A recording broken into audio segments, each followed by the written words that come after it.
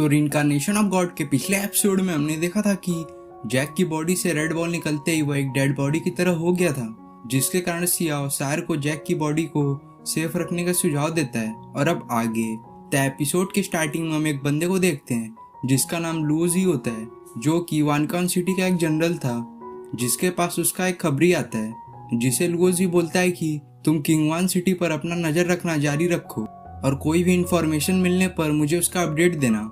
जिसके बोलते ही हमारा सीन जनरल चैंग की तरफ शिफ्ट होता है, जो कि किंगवान सिटी के जनरल थे, जिसके पास भी उसका खबरी आकर उसे बता रहा था कि लुओजी जरूरी कुछ करने वाला है, क्योंकि वो अपना मिलिट्री पावर को लगातार ही बढ़ा रहा है। जिस पर जनरल चैंग बोलते हैं अगर उसने कुछ भी किया तो हम भी शांत नहीं रहेंगे और हम उसे कड़ी टक्कर देंगे। जिसके साथ ही हम सियाओ सायर और जैक को देखते हैं, जो एक लंबा सफर तय करके एक होटल के पास आते हैं, जहाँ इस होटल का ओनर जैक की हालत को देखकर घबरा जाता है। पर सायर उसे पोटली भर के पैसे देती है और बोलती है कि वह बस सफर में थक गया है और हमें यहाँ पर 2 रूम चाहिए। तो वह ओनर उनकी बात पर विश्वास करके उन्हें रहने के लिए रूम दे देता है। जिस रूम में पहुंचकर सियाओ सबसे पहले जैक को एक रूम में ले जाकर उसे बेड पर लेटा देता है। जिसके थोड़ी देर बाद सायर वहां से जाने लगती है, क्योंकि उसने अपना काम कर लिया था, जो कि जैक को वानकॉन सिटी में पहुंचाना था।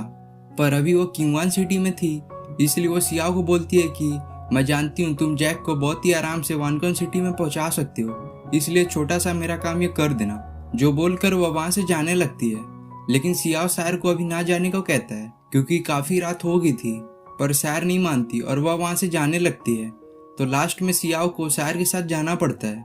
जहाँ जब वह लोग आगे बढ़ ही रहे थे तो वह लोग देखते हैं कि जिस रास्ते से वानकॉन सिटी में जाया जाता है उस रास्ते में बहुत सारे गार्ड्स घूम रहे हैं, जिससे जो भी सिटी में आ जा रहा है वह वापस यहाँ से जा नहीं पा रहा है। पर तभी कुछ सिपाही सायर और सियाओ की आवाज़ सुनकर उसी ओर बढ़ने लगते हैं, जिससे घबरा कर सियाओ और सायर तुरंत ही अपना पोजीशन बदलते हैं, जिसके कारण वह सिपाही इनको ढूंढ नहीं पाते और वहाँ से आगे बढ़ जाते हैं। लेकिन तभी सियाओ अपने सामने एक उड़ता हुआ क्रीचर को देखता है, जो उन्हें ही देख रहा था, भले उसकी आंखें नहीं थी। जिस क्रीचर पर सियाओ तुरंत ही अटैक कर देता है, जिससे वो क्रीचर तो वहां से चला जाता है। पर इसके बदले में वहां एक बहुत ही पावरफुल डीमन आता है, जो आते ही सियाओ और सायर पर अटैक कर देता है। पर इसका पता उन्हें चल चुका था, इसलिए वो इस अटैक को डॉज कर लेते हैं। जिसके बाद वह दोनों मिलकर उस डीमन से फाइट करने लगते हैं। पर वह डीमन बहुत ही पावरफुल था, जो बार बार अपने आप को एक जगह से दूसरी जगह पर टेलीपोर्ट कर फाइट कर रहा था, जिससे सायर और सियाओ कंफ्यूज हो जाते हैं। जिसका फायदा उठाकर वो डीमन पीछे से सियाओ पर अपने उल्फरिन जैसे क्लॉ से अटैक कर देता है, जिस अटैक से सियाओ अपने आप को डिफेंड नहीं कर पाता और वह क्लॉस उसके बॉडी में घुस जाते हैं, जिससे सियाओ की बॉडी से वो रेड बॉल वापस जैक की बॉडी में आ जाता है। जिसके ऐसा होते ही जैक को वापस होश आ जाता है। तो जैक अपने आप को इस जगह पर पाकर बहुत हैरान होता है, क्योंकि लास्ट टाइम तो वह ढाबे पर था। जिससे जैक अब इस जगह को एक्सप्लोर करने लगता है। जहाँ जब वो घूम ही रहा था तभी वो अपने रूम के डोर से बाहर देखता है, जिससे वह किसी के आंखों को देख पाता है। जिसके दिखाते ही हमारा सीन सायर पर शिफ्ट होता है, जो सियाओ की इस हालत को देख उस डीमन पर अपने मैजिकल थ्रेड से अटैक कर देती है। पर वह डीमन उन सभी थ्रेड को अपने क्लॉथ से डिस्ट्रॉय करने लगता है, जिससे परेशान होकर सायर उस डीमन पर अपने मैजिकल थ्रेड से बने एक बॉल से अटैक कर देती है, जिस बॉल का वेट बहुत ज्यादा था, जिससे वह डीमन उसे संभालने में बिजी हो जाता है। जिसका फायदा उठाकर सायर सियाओ को देखने लगती है कि क्या वो ठीक तो है। लेकिन तभी वो डीमन इसे देख लेता है, जो तुरंत ही उस बॉल को डिस्ट्रॉय कर सियाओ पर अटैक करने को बढ़ता है, जिस अटैक को लगते ही सियाओ वहीं मारा जाता है। जिसके बाद हम जैक को देखते हैं, जो किसी तरह से हिम्मत जुटाकर अपने रूम से बाहर निकलता है। जहाँ जब वो इस होटल से निकलने वाला था तभी इस होटल का ओनर जैक को बोलता है, सर आप कहाँ जा रहे हैं? जो बोलते ही वह जैक पर अटैक कर देता है। जिसके बाद हम जैक को उसके माइंड वर्ल्ड में देखते हैं, जहाँ उसके पास वो कैट आता है, जो उसे बोलता है कि मैं बहुत जख्मी हूँ। तो जैक को यह बात कुछ समझ नहीं आती, जिस पर वो कैट अभी तक जो हुआ वह बताकर सायर की हेल्प करने को कहता है, जो अकेले उस डीमन से फाइट कर रही है। जिसके साथ ही हम सायर को देखते हैं, जो उस डीमन से फाइट हार गई थी। तो वह डीमन उसे मारने को बढ़ता है। पर तभी वहाँ एक लड़की की एंट्री होती है, जो लड़की उस डीमन के पास आते हुए बोलती है कि तुम अब इस लड़की को मेरे लिए छोड़कर यहाँ से जा सकते हो। जिसके बाद हम जैक को देखते हैं, जो उस होटल के ओनर से बचकर भाग रहा था, क्योंकि वह होटल का ओनर एक ज़ॉम्बी बन गया था, जिसे जैक अपने लाइटनिंग शॉट टेक्निक का यूज कर मार देता है।